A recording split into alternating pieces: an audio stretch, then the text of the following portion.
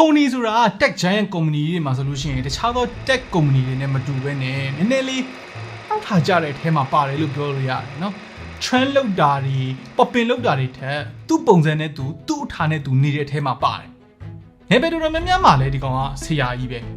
innovator ဆိုလည်းဟုတ်တယ်ဗျနော် audio ဘိုင်းလား camera ဘိုင်းလား display technology လား gaming console လားနေရာတိုင်းမှာလည်းတော်တော်ပါတယ်လို့လက်တံလည်းတော်တော်ရှည်ပြီးတော့အစိပ်ပြင်းတယ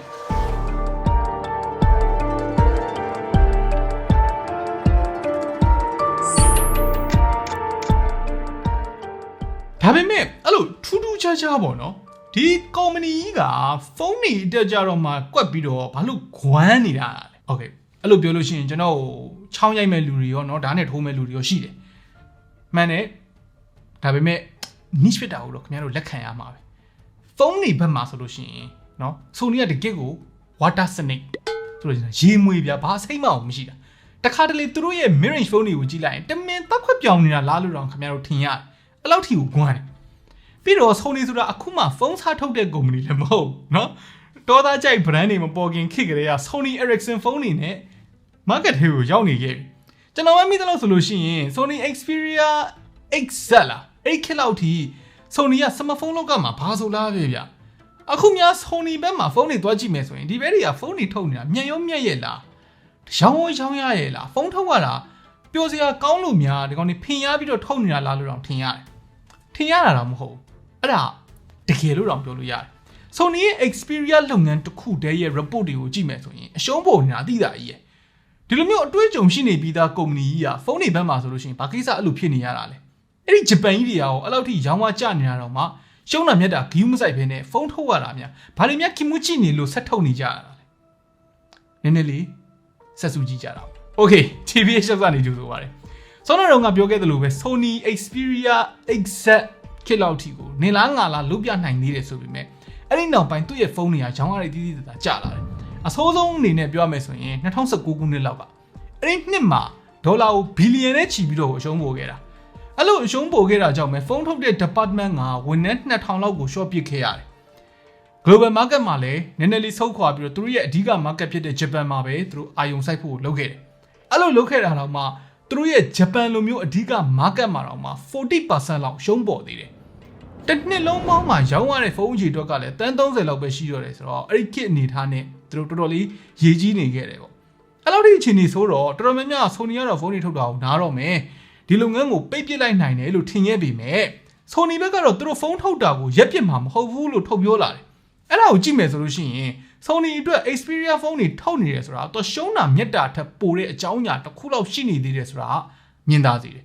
ဒါပေမဲ့Sony ဘက်ကဘယ်လိုပဲဖုန်းတွေဆက်ထုတ်ပါမယ်เนาะဘယ်လိုပဲမရက်ပါဘူးပြောအရှုံးတွေပေါ်လာတဲ့အခါကျတော့ shareholder တွေဘက်ကနေလေအတန်လေးတွေတော့နည်းနည်းထွက်လာတာပေါ့သူတို့ကလည်းဘာဖြစ်ချင်လို့ဖြစ်ချင်နေမှမသိတဲ့လုပ်ငန်းတစ်ခုမှာ investment လုပ်ထားတဲ့အခါကျတော့အတန်ကတော့ထွက်မှာပေါ့သူတို့ပတ်စံထည့်ထားတာဟုတ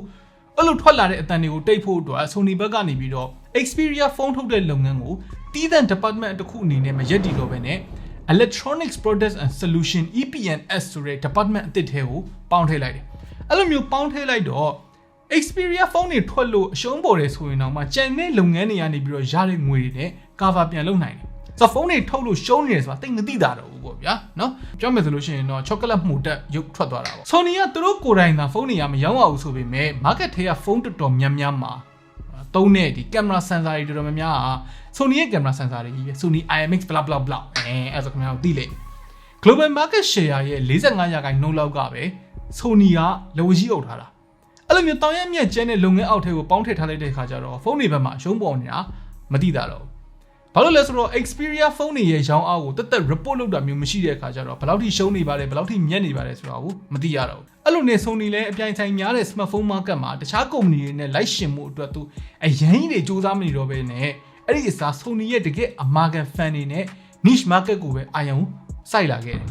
user base နည်းနည်းလေးပဲရှိပါစေရှိတဲ့ market ကိုပဲအာရုံစိုက်ပြီးတော့တေချာရောင်းတော့မယ်ဆိုတဲ့ပုံစံမျိုးပေါ့ဒါပိုင်းသူထုတ်တဲ့ဖုန်းတွေကိုကြည့်မယ်ဆိုရင်ဒါမြင်သာတယ်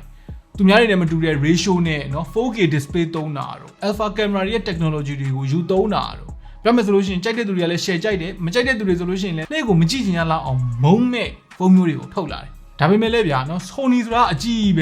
ကုမ္ပဏီတစ်ခုအနေနဲ့ဒီဖုန်းတွေဆက်မရောင်းလဲဘာမှမဖြစ်ဘူးသူတို့ရက်ချင်လဲရက်လိုက်လို့ရတဲ့အနေအထားကလည်းရှိပြီးသား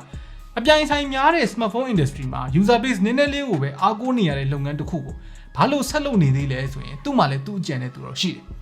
အဓိကသူတို့အတွက်ဖုန်းတွေမမြတ်လဲဆက်ထုတ်နေရတဲ့အကြောင်းရင်းတွေတစ်ခုက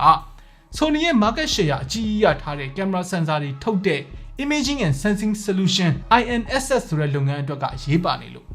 ဘာလို့လဲဆိုတော့သူတို့ရဲ့ sensor တွေကိုသူတို့ရဲ့ဖုန်းမှာအရင် showcase အနေနဲ့သုံးတယ်ပြီးတော့တခြား company တွေကို marketing လုပ်တဲ့သဘောပဲပထမဦးဆုံး 1 inch ရှိတဲ့ Sony IMX 968 sensor ကိုသူ့ရဲ့ Sony Xperia 1 Mark 5မှာအရင်သုံးပြခဲ့တာမျိုးအဲ့လိုမျိုးသူကအရင်သုံးပြလိုက်တော့တခြားဖုန်း company တွေအတွက်ကြတော့လေ1 inch sensor တွေကိုဖုန်းမှာသုံးရင်အဆင်ပြေမလားမပြေဘူးလားအဲ့ဒါမျိုးလေးတွေတွေးခေါ်သွားစီအဲ့လိုမျိုးလုပ်ပြီးတော့သူတို့ရဲ့ sensor တွေကို marketing ပြန်လုပ်တဲ့သဘောပြောရရင်ဖုန်းရောင်းရတာမရောင်းရတာထက် Sony ကပို view စိုက်တာ INSS နော်အဲ့ဒီကောင်တွေအတွက် sensor တွေပိုရောင်းရဖို့ view စိုက်တာ Sony က Xperia ဖုန်းတွေထုတ်လို့ကုန်တဲ့ cost ကို